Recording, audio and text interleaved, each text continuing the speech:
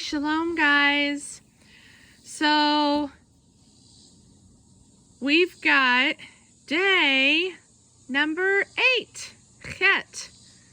Chet is a fence, a wall, a ladder, pillars, different models to this one.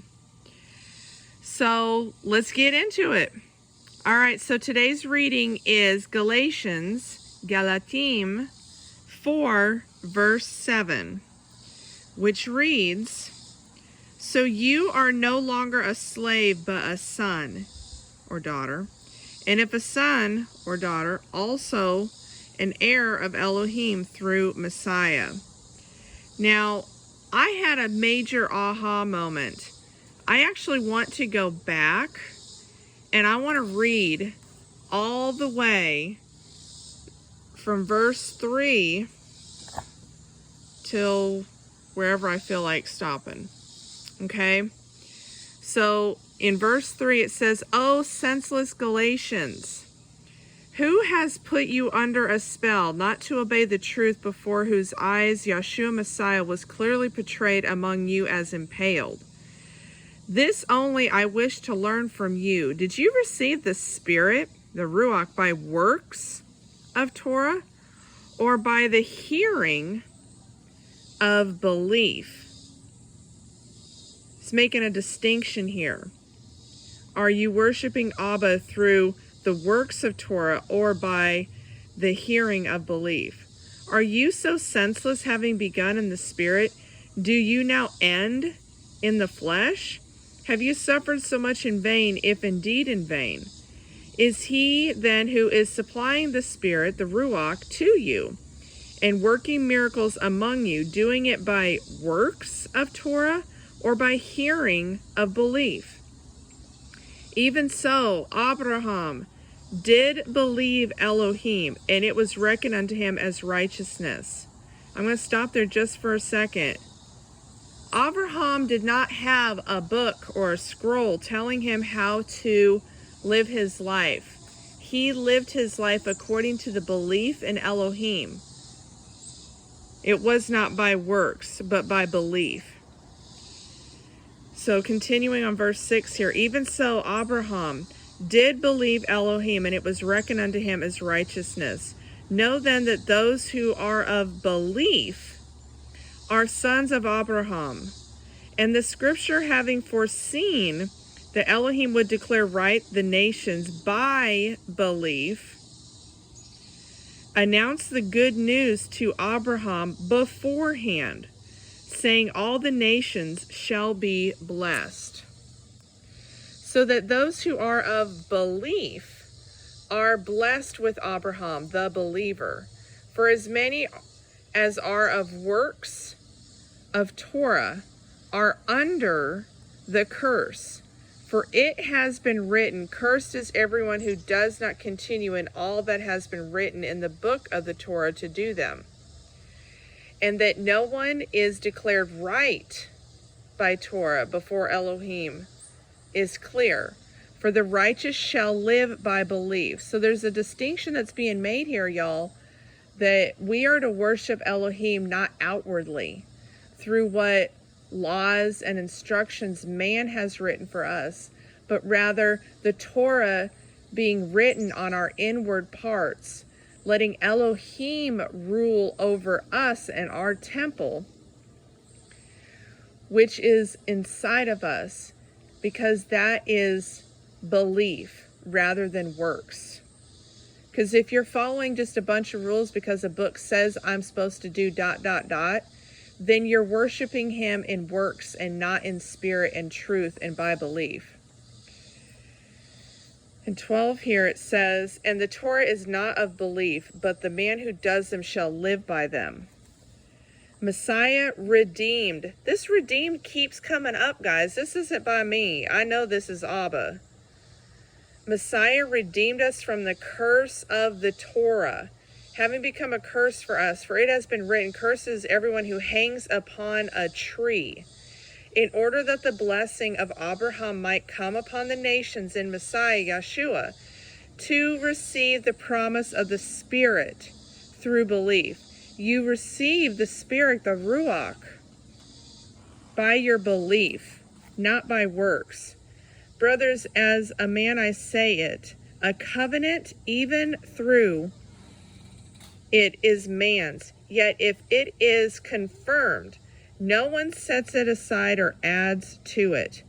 But the promises were spoken to Abraham and to his seed. We are his seed, guys. He does not say, and to seeds, as of many, but as of one, and to your seed, who is Messiah. Now this I say, Torah, that come 430 years later, does not annul a covenant previously confirmed by Elohim and Messiah, so as to do away with the promise. For if the inheritance is by Torah, it is no longer,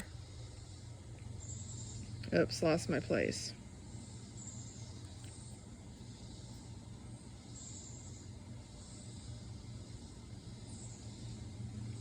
By promise. But Elohim gave it to Abraham through a promise. Why then the Torah? It was added because of transgressions until the seed should come to whom the promise was made. And it was ordained through messengers, melach, in the hand of a mediator. The mediator, however, is not of one, but Elohim is one. Yahweh Echad, Yahweh is one. Is the Torah then against the promises of Elohim? Let it not be. For if a Torah had been given that was able to make alive, truly righteousness would have been by Torah. But the scripture has shut up all mankind under sin, that the promise by belief in Yeshua Messiah might be given to those who believe. This is where the belief of a mustard seed will move mountains. But before belief came, we were being guarded under Torah, having been shut up for the belief being about to be revealed. Therefore, the Torah became our trainer. So it was something to help guide us unto Messiah in order to be declared right by belief. It was supposed to be something to help guide us, not for us to smack over the heads with people telling them, you ain't doing this right, you ain't doing that right. Therefore, and after belief has come, we are no longer under a trainer. So when we have the belief inside of us to move mountains and to follow the instructions that are written on our inward parts, we walk by belief, not by sight, which means we are not following something that is written, but rather we are following what is unseen and written in the secret places. For you are all sons or daughters of Elohim through belief in Messiah Yeshua. For as many as you as were immersed into Messiah have put on Messiah. Messiah means anointed, like oil. There are many anointed Mashiachs throughout time. There is not Yehudi nor Greek. There is not slave nor free. There is not male or female, for you are all one in Messiah. He's saying that anyone who desires to have a relationship with Elohim, it does not matter who you are, where you came from. If you want to enter into the covenant, you are welcome to do so. And if you are of Messiah, then you are the seed of Abraham and heirs according to the promise. All right, so that's what I wanted to read there, guys. This really stood out to me because going back here to 4 verse 7, so you are no longer a slave but a son. I guess I can continue reading right here. And I say, for as long as the heir, in verse 1, heir is a child, he is no different from a slave, though he is a master of all, but is under guardians and trustees till the time prearranged by the Father. So we also, when we were children, were under the elementary matters of the world being enslaved. But when the completion of the time came, Elohim set forth his son, born of a woman, born under Torah, to redeem those who were under Torah, in order to receive the adoption as sons and daughters. So we are being redeemed, guys, from the former lusts of the flesh and the laws and the indoctrination and the stinking thinking that the world has placed over us. He is bringing us back to his original covenant of walking by faith and not by sight. The original instructions were not written. They were through belief. So it might seem strange to think of Abraham and Yitzhak and Yaakov. They didn't carry a Bible around with them or have a Bible app on their phones. They came through belief into knowing Abba Yahweh and knowing the living word, Yeshua HaMashiach. And this is what we are to do ourselves. We need to know Abba as if we never knew how to read a book. Because that is what a true relationship, that is what Yidah, knowing Abba is all about. Yeshua says, depart from me, I never knew you. That word knew is Yidah, Yod Dalet Ayin, the hand opening up the door of one's eye is what that understanding is that Abba had given me. So when we become intimate, we are opening up Yeshua's door to experiencing the knowledge, the Yidah, that comes only from experience through Abba. So that's what I've got for y'all today. Know him in all your ways, and he will make your path straight. All right? Love y'all. I hope you enjoyed this reading. I sure did. Walk by faith and not by sight. Keep the indwelling Torah that is written in our inward parts. For Yeshua is the way, the truth, and the life. And no one can come through the Father except through him. So if we don't know him intimately, knowing the scriptures and our Bibles does not mean that we know him inwardly.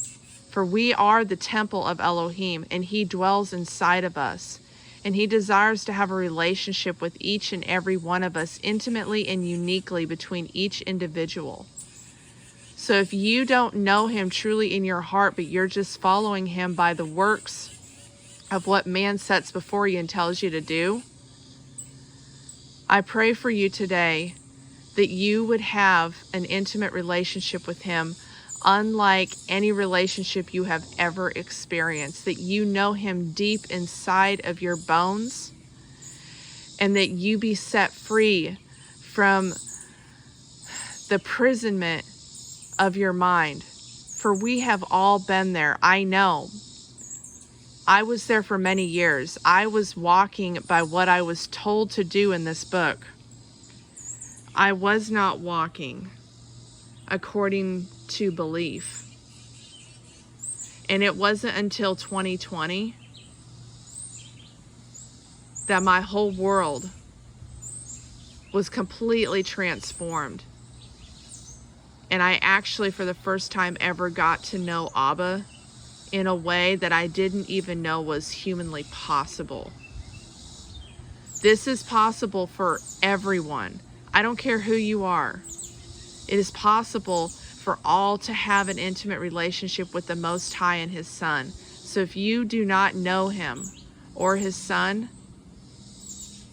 he wants to have a relationship with you. That's all I got for y'all today. Okay, shalom, guys. Mwah. Bye.